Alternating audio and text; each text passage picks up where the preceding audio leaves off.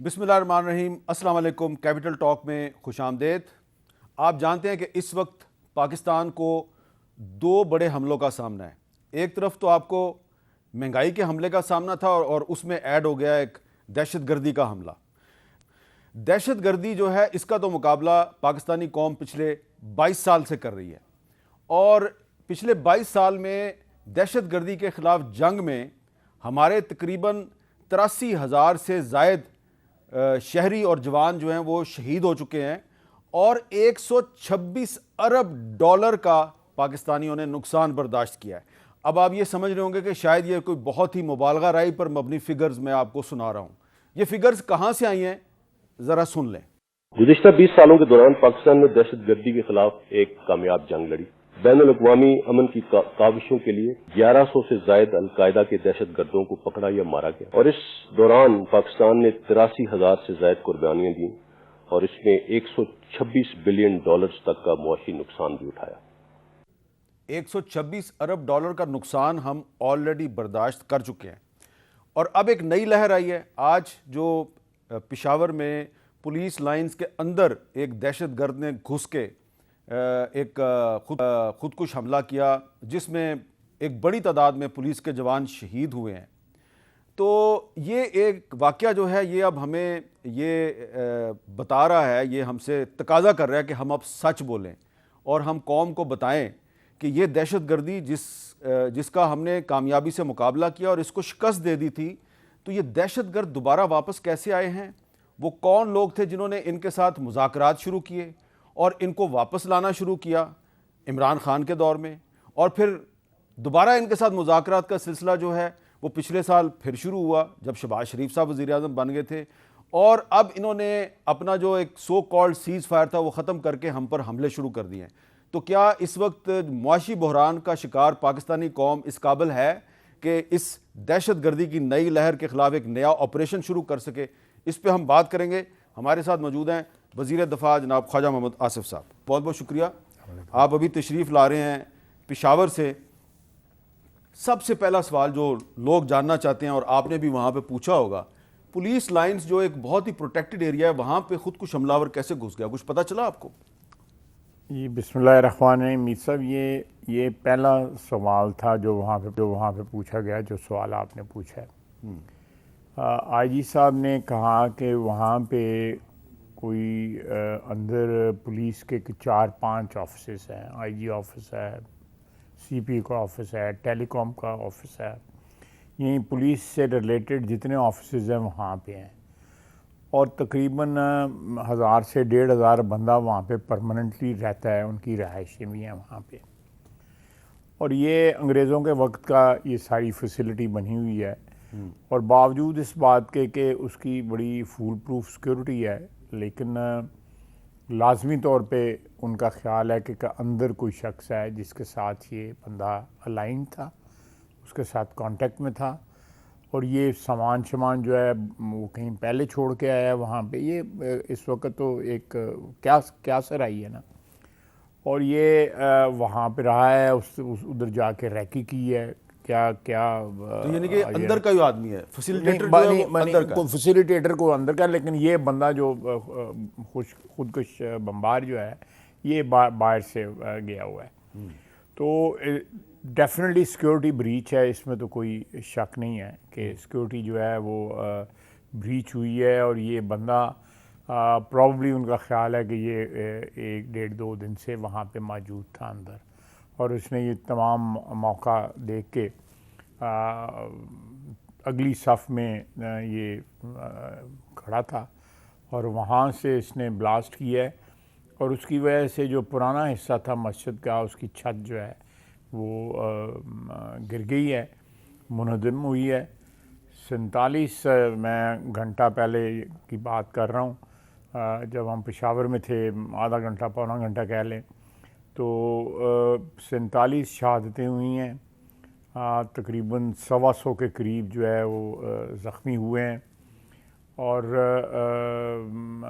جو ہے ابھی اس میں سے زخمیوں سے میں تقریباً 30 سے 35 جو ہے وہ کرٹیکل ہیں، اور 20 سے 25 لوگ ابھی بھی ملبے کے اندر ہیں۔ اچھا، تو خالد صاحب اس صورتحال میں جب ہم ایک بہت بڑے معاشی بحران کا شکار ہیں، کیا ہم اس پوزیشن میں ہیں کہ ہم ان دہشت گردوں کے خلاف ایک نیا آپریشن شروع کر سکیں؟ دیکھیں پوزیشن میں ہیں یا نہیں، میں اس بحث میں نہیں جاؤں گا، لیکن یہ ایک کمپلشن ہے، آپ کو کرنا پڑے گا.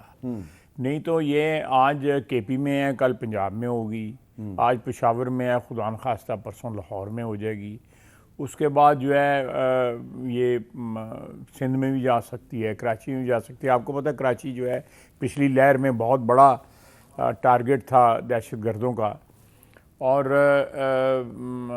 جو کلیم بھی کر لیا انہوں نے، خراسانی صاحب تھے جو مارے گئے، ٹی ٹی پی نے کلیم کر لیا، انہوں نے گروپ جو ہے ان کا خراسانی کا اس نے کلیم کیا جو، تو انہوں نے کہا جی کہ ہم نے اس کا بدلہ لیا ہے، خالد خراسانی کا ہم نے بدلہ لیا ہے، اور محمد خراسانی صاحب نے ذمہ داری قبول کی ہے. عمر خالد خراسانی جو کہہ رہے ہیں. لیکن میر صاحب یہاں سوچنے کی بات ہے کہ مسجدوں کے اندر نمازیوں پہ اٹیک تو ہندوستان میں بھی نہیں ہوتے اور اسرائیل میں بھی نہیں ہوتے. وہاں بھی مسجد اقصیٰ جو ہے اس میں آج بھی 60-70 ہزار جو ہے بندہ، جتنا جو ہے وہ جو تنگ مسلمان اسرائیل میں اور ہندوستان میں ہے، اور تو کہیں پہ نہیں ہے. بالکل. اب یہاں مسجدوں پہ کون مسلمان تو نہیں اٹیک کر سکتا. وہ علامہ اقبال نے کہا تھا نا، دنیا کے بت قدوں میں پہلا وہ گھر خدا کا، ہم اس کے پاسباں ہیں، وہ پاسباں ہمارا. تو اب ہم پاسباں نہیں، اس کے دشمن بن گئے. اس کے دشمن بن گئے. اور یہ کون لوگ ہیں؟ میں آپ تو اس سبجیکٹ پہ ایکسپرٹ ہیں، آپ لوگ ان کے ساتھ رابطے میں بھی رہے ہیں، جاتے بھی رہے ہیں وہاں پہ، مختلف قسم کے جو ادوار ہیں ان میں جا کے آپ نے ریسرچ بھی کی ہوئی ہے ان لوگوں کے اوپر. لیکن میں سمجھتا ہوں کہ کوئی مسلمان یہ حرکت نہیں کر سکتا، جو اللہ کا ماننے والا، اس کے رسول صلی اللہ علیہ وسلم پہ ایمان رکھنے والا شخص جو ہے یہ نہیں کر سکتا. اور کوئی بھی تنظیم جو ہے جو اپنے آپ کو اسلام کے ساتھ یا اسلام والا جو ہے وہ شعار جو ہیں اسلام کے اس میں بلیو کرتی ہے، وہ مسجد پہ. لیکن خالد صاحب اب اس میں سوال یہ پیدا ہوتا ہے کہ یہ جو تنظیم ہے ٹی ٹی پی، اس کے ساتھ مذاکرات شروع ہوئے 2021 میں جب عمران خان صاحب وزیر اعظم تھے، اور پھر صدر عارف علوی صاحب نے عدالتوں سے سزا یافتہ کچھ جو لوگ تھے، مسلم خان، محمود خان، ان کو اپنا اختیار استعمال کیا اور ان کو معافی دے دی، ان کو چھوڑ دیا. پھر آپ کی حکومت آئی تو ایک آپ کو بریفنگ دی گئی، اور اس کے بعد بھی ہماری حکومت میں بریفنگ جو ہے نا وہ پی ٹی آئی کی حکومت میں ہوئی تھی، میں ان بریفنگ میں شامل. اچھا نہیں، تو اس حکومت، آپ کی حکومت کے دور میں بھی ایک بریفنگ ہوئی تھی؟ نہیں، پارلیمنٹ کو تو نہیں پارلیمنٹ کو نہیں، آپ پہلے تینوں بریفنگ جو ہے پارلیمنٹ کو دی. لیکن اس کے بعد باجوہ صاحب نے ایک میٹنگ کی تھی قیادت کے ساتھ. جی میں اس میں بھی موجود تھا.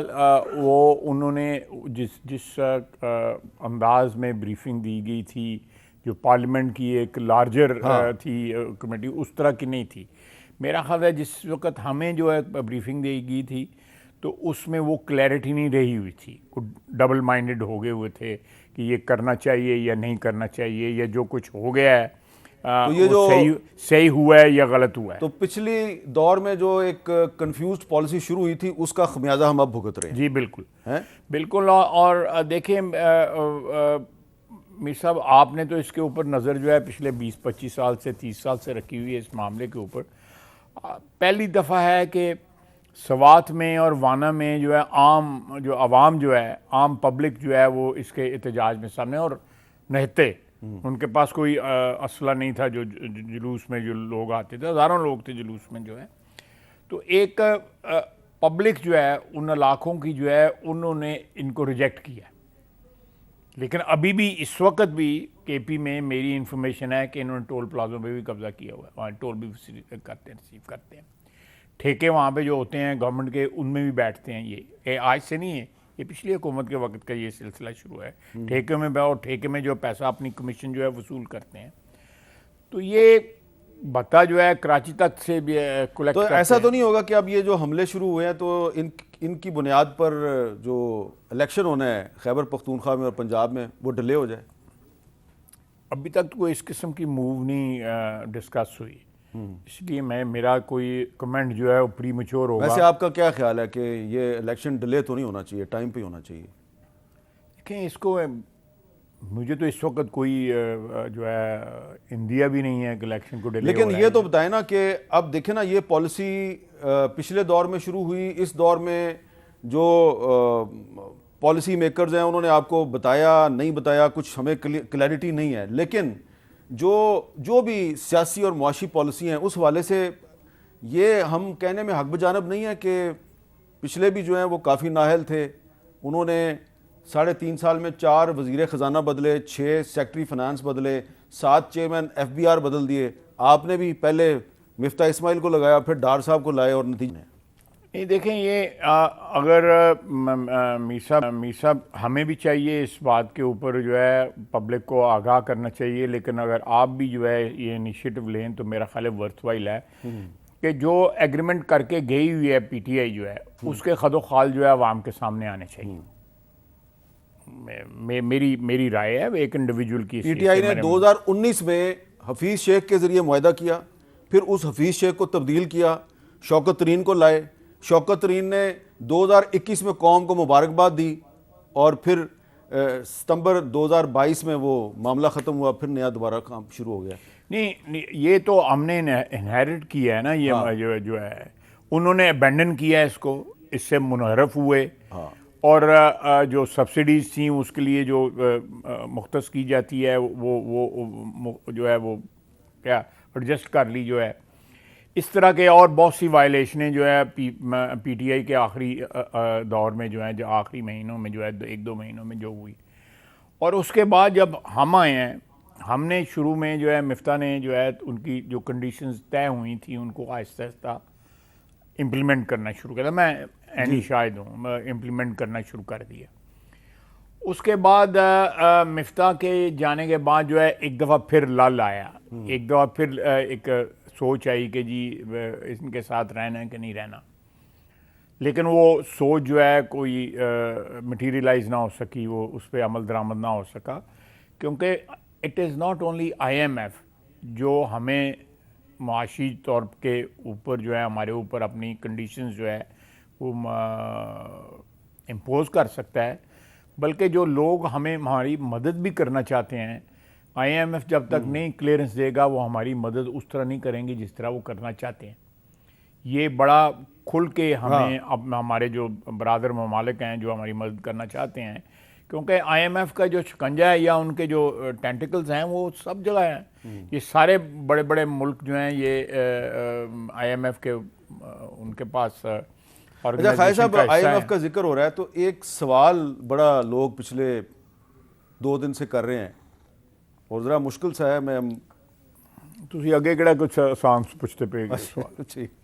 خیر صاحب جب مفتاح صاحب کے دور میں 7 روپے پٹرول بڑھایا گیا تھا, بڑا رد عمل آیا تھا آپ کی پارٹی کے اندر سے, اور ہمیں بتایا گیا کہ نواز شریف صاحب نے بڑا اس پہ برا منایا کہ 7 روپے اضافہ کر دیا ہے. اب اسحاق ڈار صاحب نے 35 روپے اضافہ کر دیا ہے فی لیٹر, تو نواز شریف صاحب کو غصہ آیا کہیں سے؟ نہیں, ڈیفینیٹلی میاں صاحب ان باتوں سے بہت انکمفرٹیبل ہیں, دیر از نو ڈاؤٹ اباؤٹ اٹ. لیکن جو لکھت پڑھت میں بات آ گئی ہوئی ہے, جو کمٹ کیا ہوا ہے, یا تو یہ ہے کہ ان کمٹمنٹ سے پھر جائے اور اپنے پاؤں پہ کھڑے ہونے کی کوشش کی ہے, جو ہمیں اس وقت سخت نہیں ہے. بالکل سیدھی بات ہے. معاشی طور پہ ہم اس وقت 3-4 سال کی جو ہمیں مار پڑی ہوئی ہے, اور جس طرح اب وہاں پہ جو لا اینڈ آرڈر کا حالات ہیں KP میں, اس کا بھی تو شاخسانہ ہے نا کہ وہاں پہ لا اینڈ آرڈر تھا ہی نہیں. اب وہاں پہ CTD کا جو بنو میں جو ہوا واقعہ, اس میں کون بندہ تھا؟ کوئی CTD کا بندہ ہی کوئی نہیں تھا. وہ تو بعد میں فوج نے جا کے جو ہے وہ سارا لپوٹا. تو یہ آپ اتنا زیادہ ظلم ہوا ہے ان 3-4 سالوں کے اندر اس ملک کے ساتھ جو ہے. میرا اپنا خیال ہے کہ اس کے اوپر آپ لوگوں کو ریسرچ کرنی چاہیے وداؤٹ اینی پولیٹیکل بائس. کو ہماری غلطی ہے وہ بھی بالکل بتائیں, اور ہمیں ایڈمٹ بھی کرنی چاہیے. لیکن یہ شخص جو ہے ابھی بھی کہتا ہے, اس نے کہا تھا کہ میں خطرناک ہو جاؤں گا, کہا تھا نا, تو یہ اب خطرناک نظر آنا شروع ہو گیا نا. تو دیکھیں نا, لیکن خواجہ صاحب عمران خان بھی تو خطرناک نظر آ رہا ہے, لیکن ساتھ ہی ساتھ اسحاق ڈار صاحب بھی بڑے خطرناک ہو گئے. اسحاق ڈار کو جو کچھ ملا ہے وہ تو لکھا پڑا آگے جو ہے انگوٹھے لگا کے ان کو پکڑا گئے ہیں. اب معاشی بحران جو ہے اس کے بارے میں ڈار صاحب کہتے ہیں عمران خان ذمہ دار ہے, عمران خان کہتا ہے شہباز شریف ذمہ دار ہے. تو بتائیں عوام آپ دیکھنا وہ 4 سال رہے ہیں, ہمیں تو 10 مہینے ہوئے ہیں, تو آپ اسی حساب سے بانٹ لیں ہماری ذمہ داری. وہ 4 سال میں انہوں نے ٹوٹل 35 روپے فی لیٹر اضافہ نہیں کیا, آپ نے یکمشتی کر دیا. انہوں نے 20,000 جو ہے وہ لیا بھی تو ہے نا, بلین جو ہے قرضہ بھی تو لیا نا. ہاں 20 نہیں 26,000 26,000 قرضہ لیا نا. ارب 26,000 ارب ہاں تو لیا ہے نا, بلین ہاں جس کو انگریزی میں کہتے ہیں, وہ قرضہ لیا ہے. تو وہ کس نے لیا, کہاں گیا ہے وہ قرضہ جو ہے؟ وہ میرے پاس تو فگرز لکھی ہوئی ہیں. ان کے دور میں جب وہ آئے تھے تو مہنگائی جو ہے وہ 4% تھی, وہ 16% پہ چھوڑی ہے, آپ 30 سے بھی اوپر چلے گئے ہیں. ہاں ہمارے 25-26 کے. چلیں میں اس وقت, کیونکہ یہ سبجیکٹ اسحاق ڈار صاحب کا, مجھے ان سے یہ بحث کرنی چاہیے اور بڑے بھرپور انداز میں کرنی چاہیے. اور میر صاحب آپ جس سے بھی بحث کریں نا معاشی, تو عام فہم زبان میں کریں تاکہ لوگوں کو سمجھ آنی چاہیے. یہ جی ڈی پی کا عام آدمی کو نہیں پتا جی ڈی پی کیا ہے. عام آدمی کو یہ جو اس قسم کی جو ہے عام آدمی کو پتہ ہونا چاہیے کہ مہنگائی کا کیا وجہ ہے, کدھر ہم کھڑے ہیں, کدھر ہم جا رہے ہیں, کیا ہمیں خطرات ہیں, کس طرح ہماری ولنریبلٹی ہوئی ہے. ٹھیک ہے, تو میری آپ سے درخواست ہے تاکہ عوام کو پتہ لگے. آپ چاہے ہمارے خلاف ہی بولیں لیکن وہ ٹرمینالوجی جو ہے استعمال کریں جو عام فہم لوگ جو ہے سمجھ سکیں. بہت شکریہ خواجہ صاحب. اور ایک بریک کے بعد ہم کچھ اقتصادی اور معاشی ماہرین سے بات کریں گے اور آپ کو کچھ ماضی کی جھلکیاں بھی دکھائیں گے اور آپ کو بتائیں گے کہ یہ جو عمران خان صاحب کے 2 وزرائے خزانہ تھے نا, حفیظ شیخ صاحب اور شوکت ترین صاحب, یہ قوم کو کیا کیا خوشخبریاں دے رہے تھے IMF کے معاہدے کے حوالے سے. اور عمران خان صاحب نے 2020 میں قوم کو بتایا کہ میں نے ملک کو ڈیفالٹ سے بچا لیا. اس کا مطلب ہے 2020 میں بھی پاکستان ڈیفالٹ کے خطرے سے 2-4 تھا. وقفے کے بعد دوبارہ ملتے ہیں.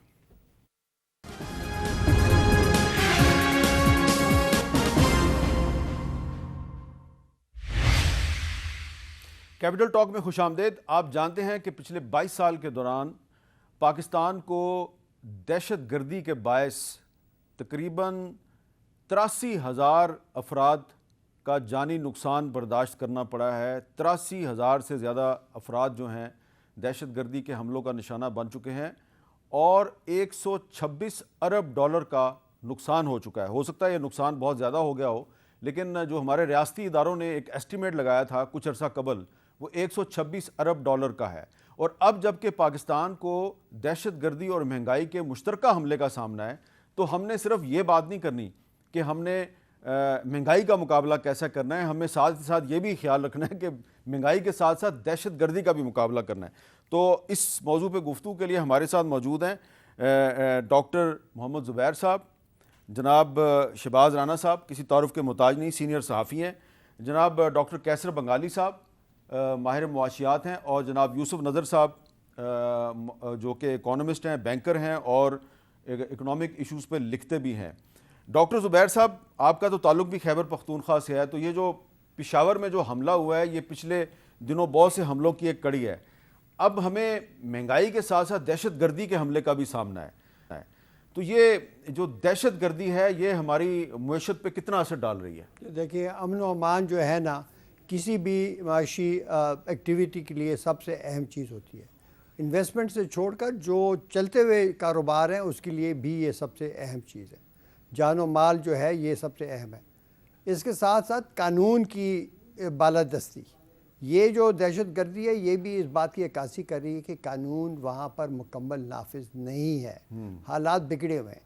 اور تیسری یہ کہ جب معاشی حالات کمزور ہوں جیسے کہ آج کل ہیں, کہ آپ کے پاس انفلیشن ہے, ابھی ان امپلائمنٹ شروع ہو گئی ہے اس لیے کہ معیشت بند ہو رہی ہے, ایسے حالات میں جب غریب لوگ پس رہے ہوں تو اس میں دہشت گردی کو اور پھیلنے کی بھی گنجائش ملتی ہے.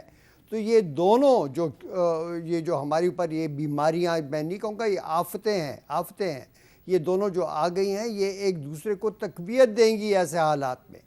شہباز رانا صاحب, آپ کو نہیں یہ حکومت تو پہلے ہی الیکشن سے بھاگ رہی ہے, اب جو دہشت گردی کی ایک نئی لہر شروع ہوئی ہے تو یہ اس کو بھی جواز بنائیں گے اور ملک میں ایک نیا پھٹا شروع ہو جائے گا؟ جی بسم اللہ الرحمن الرحیم. دیکھیے یہ بالکل ایک فیکٹر ہو سکتا ہے، لیکن اس سے جو بڑا فیکٹر ہوگا وہ آپ کا IMF کے پروگرام کی امپلیمنٹیشن ہوگی. دہشت گردی کا آپ نے ذکر کیا، پہلے ہمیں کوئی 126 ارب ڈالر جس طرح آپ نے فرمایا، اس کا نقصان تھا. جو ڈاکٹر حفیظ پاشا کی بک ہے اس کے مطابق یہ نقصان جو ہے تقریباً 250 ارب ڈالر کا ہے. اچھا، دہشت گردی کی وجہ سے؟ دہشت گردی کی وجہ سے. اور اس وقت ایک یہ جو میں نے 126 ارب ڈالر کی فگر دی ہے، یہ DGISPR نے ایک پریس کانفرنس، اور یہ اکنامک سروے آف پاکستان میں فگر ہے جو آپ نے دیا ہے. نمبر یہ سرکاری ہے، لیکن جب 250 ارب ڈالر کا فگر چند سال پہلے ڈاکٹر حفیظ پاشا نے اپنی کتاب میں دیا تھا. فرق صرف یہ ہے کہ اس وقت ہمیں امریکہ سے کولیشن سپورٹ فنڈ میں کوئی سالانہ 1 سے 1.5 ارب ڈالر ہمیں وہاں سے امداد مل جاتی تھی. وہ گرانٹ ہوتی تھی، وہ لون نہیں ہوتا تھا. تو کچھ نہ کچھ چیزیں آپ کی کمپنسیٹ ہو جاتی تھی. اب 3 فیکٹرز اکٹھے ہو گئے آپ کے. پہلے ہی سیاسی عدم استحکام جس کا آپ نے ذکر فرمایا، اس کے اوپر اکانومی آپ کی تقریباً دیوالیہ پن کے بالکل دروازے کے اوپر کھڑی ہوئی ہے.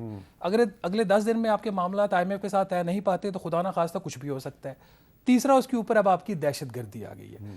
دہشت گردی کا ہم خود قصوروار ہیں. ہماری فورسز نے قربانیاں دی، ان لوگوں کو وہاں سے ایلیمینیٹ کیا، پھر ریاست کی پالیسی کے تحت آپ ان کو جب واپس لے کے آتے ہیں تو پھر یہ اس طرح کی چیزیں ہوتی ہیں. نہ صرف واپس لے کے آئے بلکہ جن کو سزا ملی ہوئی تھی ان کو چھوڑ بھی دیا.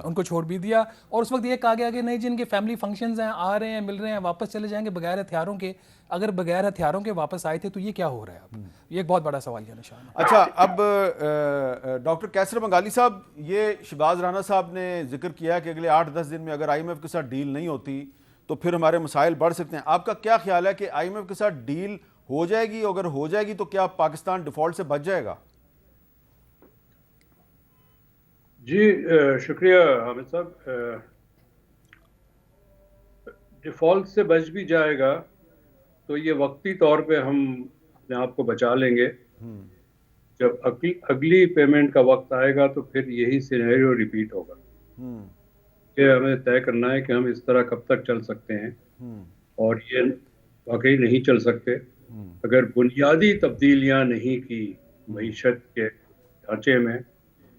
تو کسی نے آج نہیں تو 3 مہینے بعد، 6 مہینے بعد، سال کے بعد ڈیفالٹ ہو سکتا ہے. اچھا یوسف نظر صاحب، آپ نے پچھلے کل میں لکھا تھا کہ ایک فلڈ آنے والا ہے پاکستان میں مہنگائی کا، تو اس کے بعد یہ پیٹرول کی قیمت میں 35 روپے فی لیٹر اضافہ تو ہو گیا. تو کچھ اور آپ عوام کو خبردار کرنا پسند کریں گے کہ اور کیا کیا چیزیں مہنگی ہونے والی ہیں؟ جی شکریہ میر صاحب. اس وقت صورتحال جو ہے، جب آپ سے پچھلی مرتبہ بات ہوئی تھی، میرے خیال سے اس سے کہیں زیادہ گھمبیر ہے. اور ایک طرف تو اقتدار کی چومکھی جنگ لڑی جا رہی ہے، اور دوسری طرف پاکستان جو ہے وہ بتدریج نہیں بلکہ اب تو بہت تیزی سے جو ہے ایک بہت ہی خطرناک جو ہے ڈائریکشن میں جا رہا ہے. پاکستان کے جو فارن ایکسچینج ریزروز ہیں وہ تقریباً اس وقت $3 بلین کے آس پاس ہیں، جو 2 ہفتے کے امپورٹس کے لیے بھی کافی نہیں ہے. اگر IMF سے ڈیل ہو بھی جاتی ہے تو وہ تو بات کی بات ہے. اس وقت جو صورتحال ہے کہ جو ہمارا روپے کی قدر میں صرف 4 دن میں جو ہے کوئی 14% جو ہے اس میں کمی واقع ہوئی ہے، پیٹرول میں تقریباً 16% کی اضافہ ہوا ہے. تو یہ تو ایک ایسا جو ہے کمبینیشن ہے کہ مہنگائی کی جو شرح جو تھی حکومت جسے 25% کہتی ہے، میں یہ سمجھتا ہوں کہ یہ سالانہ بیسس پہ 30% سے بھی آگے چلی جائے گی. اچھا، اب IMF کے ساتھ ڈیل کا بار بار ذکر ہو رہا ہے، تو یہ جو اس وقت IMF کے ساتھ ڈیل ہے اس کے بارے میں کچھ چیزیں جو ہیں وہ میں چاہوں گا کہ ہمارے جو ایکسپرٹس ہیں وہ عوام کو بتائیں. یہ جو ڈیل ہے اس کا آغاز کب ہوا تھا؟ 6 ارب ڈالر ملنے تھے، کیا وہ ملے؟ ایک تو سوال یہ ہو گیا. پھر عمران خان صاحب نے ہمیں 2020 میں یعنی کہ 2 سال پہلے بتایا تھا کہ پاکستان ڈیفالٹ سے بچ گیا ہے، اور لیکن اس کے کچھ عرصے کے بعد وزیر خزانہ صاحب تبدیل ہوئے، نئے وزیر خزانہ آئے شوکت ترین، اور انہوں نے 2021 میں قوم کو ایک خوشخبری دی. سنیں وہ کیا تھی. IMF کے ساتھ ہمارے جو مذاکرات ہیں وہ طے پا گئے ہیں. یہ انہوں نے کہا ہے کہ بجلی کے نرخ میں ایڈجسٹمنٹ، ٹیکس کے نظام میں بہتری، اور یہ انہوں نے ایکسیپٹ کیا کہ ہم basically where on the right track. میں شوکت ترین صاحب کو اور ان کی ٹیم کو بھی مبارکباد دیتا ہوں. یہ ایک سخت نیگوشیشنز تھیں، ہارڈ نیگوشیشنز تھیں، اور میں سمجھتا ہوں کہ اب یہ پروگرام کرنے کے بعد انشاءاللہ تعالیٰ مزید اسٹیبلٹی آئے گی پاکستان کی اکانومی میں۔ تو زبیر صاحب، یہ نومبر 2021 میں قوم کو مبارکباد دی، شوکت ترین نے بھی، حماد اظہر نے بھی، لیکن پھر کیا ہوا کہ ہم 2023 میں بہت سے مسائل کا شکار ہیں؟ حامد، ابھی ایک دفعہ پھر مبارکباد ملنے لگی ہے قوم کو، ہاں، ابھی پھر ایک معاہدہ ہو جائے گا، ہاں، اور اس میں بھی پاکستان کا حل نہیں ہے۔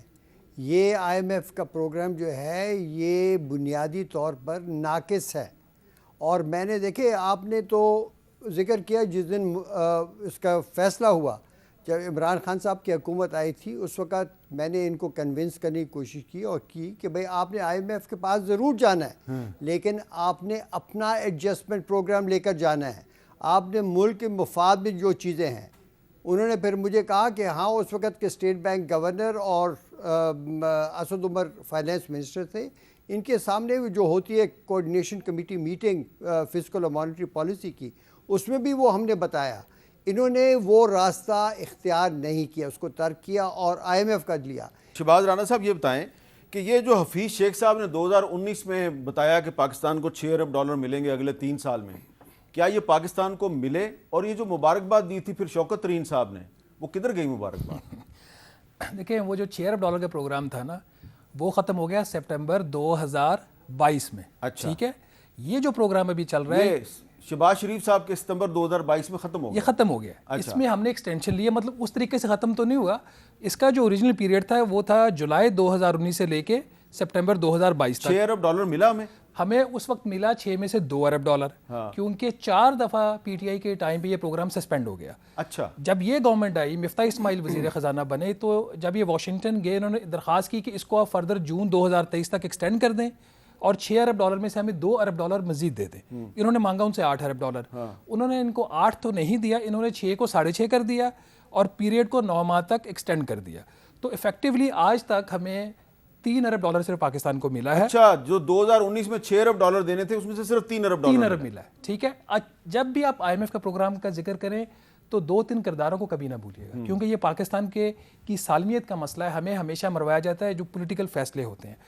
حفیظ شیخ صاحب اچھی اکانومی چلا رہے تھے یا بری چلا رہے تھے، انہوں نے ایک اکنامک اسٹیبلٹی دیا ہے۔ ٹھیک ہے، اس وقت بے روزگاری کا ایک ایشو بنا، مہنگائی کا بھی بن رہا تھا، لیکن آپ کے دیوالیہ پن کی طرف بات نہیں جا رہی تھی۔ پھر خان صاحب کو یقین دلایا گیا آپ تو الیکشن ہار جائیں گے، میں آپ کو ایک ایسا فارمولہ دیتا ہوں کہ آپ الیکشن جیت جائیں گے اور 5 کروڑ ووٹ آپ کو مل جائیں گے، پتہ نہیں کیا کچھ ہو جائے گا۔ شوکت ترین جب وزیر خزانہ بنے، اس وقت پاکستان کی اکنامک ڈیفالٹ کی بنیاد رکھ دی گئی۔ اچھا، یہ ایکسپینشنری فسکل پالیسی میں گئے، اپریل سے لے کے جنوری فروری 2022 تک پروگرام آپ کا سسپینڈڈ رہا، ہم نے ناک سے لکیریں نکالی، پھر IMF نے آپ کو دوبارہ پروگرام ریوائیو کیا، ایک قسط دی۔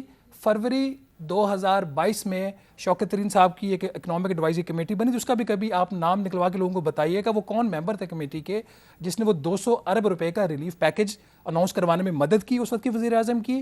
وہ ریلیف پیکج اناؤنس ہوا، مارچ 2022 میں IMF کمیشن پاکستان آیا، یا اس وقت جو ان کی ٹاکس جہاں پہ بھی ہوئیں وہ ناکام ہو گیا، وہاں سے بنیاد رکھی گئی۔ پھر جو رضا باقر جو اس وقت کے governor state bank of Pakistan تھے، جن کا کام تھا کہ وہ مانیٹرنگ ٹائٹننگ کرتے، جب مہنگائی بڑھ رہی تھی وہ پولیٹیکل ہو گئے، ان کو ایکسٹینشن چاہیے تھی، وہ ہر وقت اسلام آباد میں ہوتے تھے۔ تو ان کریکٹرز کا ایک رول ہے، جیسے تیسے کر کے اس حکومت نے اکانومی کو ریوائیو کیا۔ اکنامک ریوائیول تو نہیں ہوا، بٹ ان اے وے آپ کا ایک جو ڈیفالٹ کا خطرہ تھا وہ ٹلا۔ نیا کریکٹر ہے اسحاق ڈار، اس کو آپ، میں ادھر ہی آ رہا تھا۔ اچھا میر صاحب میں ادھر ہی آ رہا تھا، چونکہ آپ کا ایک آپ سیاست آپ پہلے لے آئے ہیں۔ دیکھیں، آپ کا جو مئی سے لے کے اپریل آنورڈ سے لے کے سپٹمبر تک پہلے 2 ماہ تو انہوں نے ضائع کیے، جی کریں نہ کریں الیکشن میں چلے جائیں، آپ کو ماشاءاللہ پتہ ہے کہ وہ سارے کیا بیک گراؤنڈ ہے۔ پھر ان کا جب ان کی اکنامک ٹیم نے پروگرام ریوائیو کر دیا تو فائنانس منسٹر چینج کر دیا۔ جب فائنانس منسٹر چینج ہو گیا 26 سپٹمبر 2022 کو، وہاں سے آپ کا پروگرام رک گیا، کیونکہ اسحاق ڈار صاحب نے آ کے اپنی جو پہلی اسٹیٹمنٹ دی، انہوں نے 3 اس میں ان کے بنیادی مقاصد تھے۔ نمبر 1 شرح سود کم کریں گے، نمبر 2 انہوں نے کہا جی کہ میں ایکسچینج ریٹ مارکیٹ میں انٹروین کروں گا، آپ کے سامنے وہ اسٹیٹمنٹ موجود ہے ریکارڈ پہ۔ تیسرا انہوں نے فرمایا کہ میں اسٹیٹ بینک کے قانون میں امینڈمنٹ کروں گا۔ یہ تینوں چیزیں وہ تھیں جو IMF کا جو پروگرام تھا اس کی کور کے خلاف تھی، تو اس میں ہم نے 4 ماہ ضائع کر دیے۔ ابھی ہم بیک ٹو دا بیسک پھر آ گئے ہیں، جہاں سے پروگرام ٹوٹا تھا سپٹمبر میں وہیں سے جڑے گا۔ جس طرح عمران خان صاحب کے پہلے فائنانس منسٹر اسد عمر نے 9 مہینے لیٹ کیا اور اسحاق ڈار نے 4 مہینے لیٹ کر دیا. اسحاق ڈار صاحب نے 4, اور اس وقت قیمت بڑھ گئی, اس کی کاسٹ بڑھ گئی. آج اگر آپ کا 270 روپے کا اگر ڈالر ہے نا, تو اگر وہی سلسلہ چلتا رہا تو ہو سکتا ہے 240 ہوتا. تو اس کا مطلب یہ ہے کہ جو اکانومی ہے اس کو سیاسی انداز میں نہیں چلانا چاہیے. یہاں پہ ایک بریک لیتے ہیں اور بریک کے بعد ہم بات کریں گے سلوشنز پہ.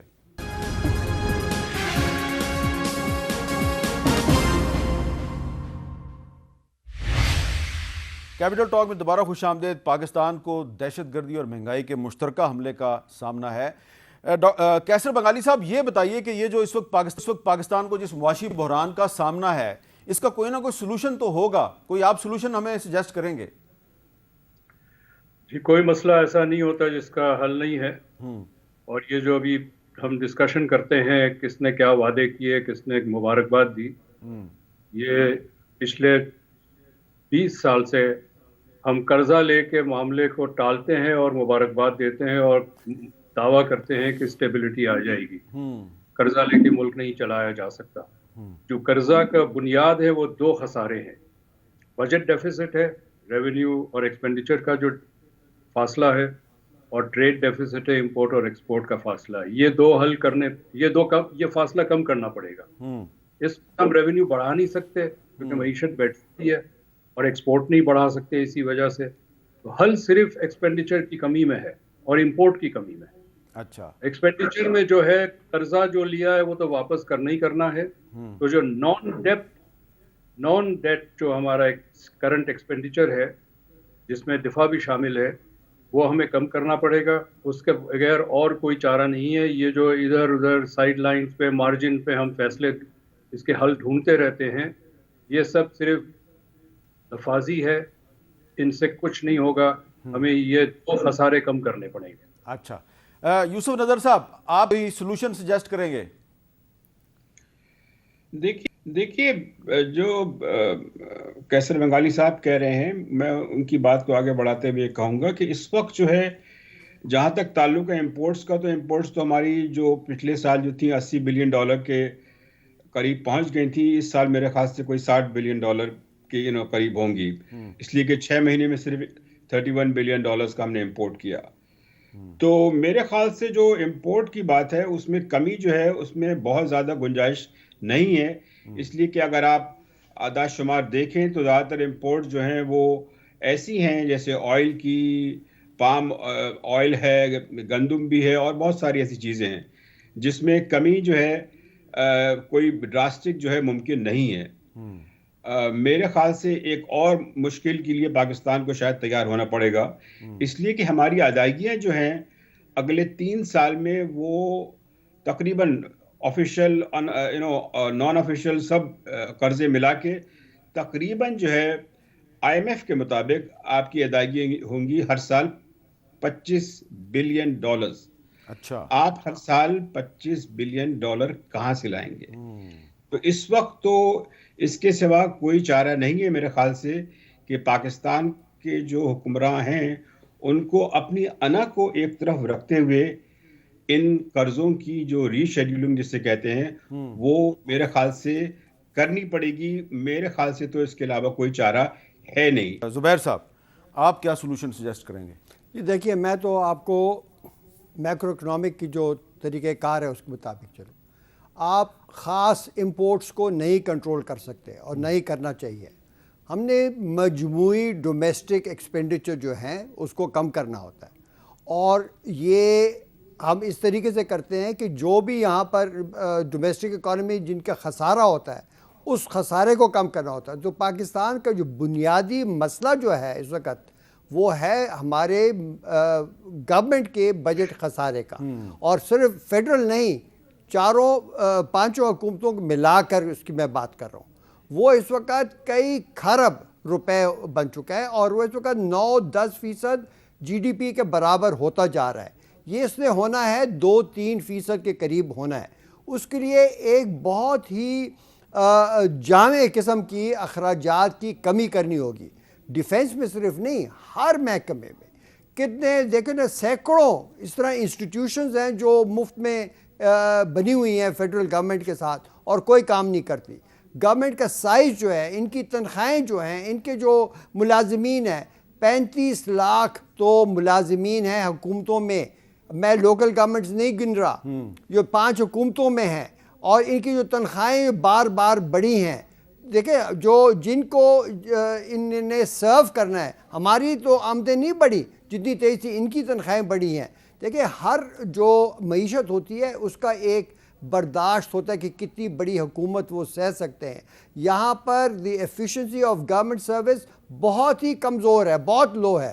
شہباز رانا صاحب، آپ کے خیال میں یہ ممکن ہے؟ آپ کے پاس کوئی ایسی تجویز ہے کہ پاکستان کی اکانومی کو ہم سنبھال سکیں؟ ایک تو جو ڈاکٹر زبیر اور ڈاکٹر بنگالی کہہ رہے ہیں کہ امپورٹس پہ کمپریشن کریں اور شرح سود کو کم کریں، IMF کے پروگرام میں یہ دونوں کام نہیں ہو سکتے کیونکہ یہ ان کی روح کے خلاف ہے. I didn't say that. نہیں امپورٹ کمپریشن کی بات میں نہیں، میں وہ ڈاکٹر بنگالی نے بات کی، آپ کہہ رہے ہیں شرح سود والی. تو IMF کے پروگرام میں یہ دونوں کام نہیں ہو سکتے. آگے ہونا کیا چاہیے؟ سب سے پہلے جب آپ خرچے کی بات کرتے ہیں، یہ صحیح فرما رہے ہیں، ہمارا فوکس غلط ہے محصولات بڑھانے پہ. صرف اصل مسئلہ خرچہ ہو گیا.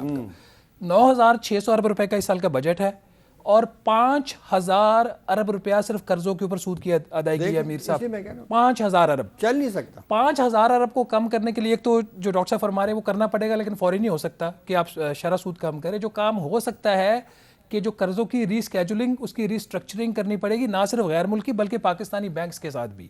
یہ سب سے بڑا کام ہے، اسپیس یہاں پہ پڑی ہوئی ہے. نمبر 2، جو NFC کی بات کر رہے ہیں، جو روح تھی اس کی نیشنل فائنانس کمیشن کے ایوارڈ کی اور 18ویں ترمیم کی، اس روح کے مطابق کم از کم 10 وزارتیں بند کریں.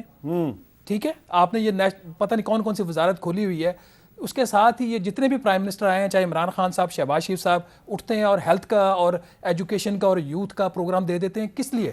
یہ ان کا کام نہیں ہے، یہ آئینی طور پر یہ صوبوں کا کام ہے. ہمارا فوکس کیا ہے کہ نئے ٹیکسز لگا دو. اب ان کی ایک تجویز یہ ہے کہ کیش وڈرال کے اوپر دوبارہ ٹیکس لگا دو، جو ڈار صاحب نے لگایا تھا 15-16 میں. اس سے آپ کے مسائل نہیں. تو آپ یہ کہہ رہے ہیں چاروں کا اس پہ اتفاق ہے کہ سولوشن ہے اور ہم پاکستان کی اکانومی کو بچا سکتے ہیں. بالکل. تھوڑی سی قربانی جو ہے وہ صرف عوام نے نہیں دینی، حکمران طبقے نے بھی دینی. بالکل. بہت بہت شکریہ زبیر صاحب، نہ صاحب، کیسر مغالی صاحب، یوسف نظر صاحب. اجازت دیجیے، اللہ حافظ.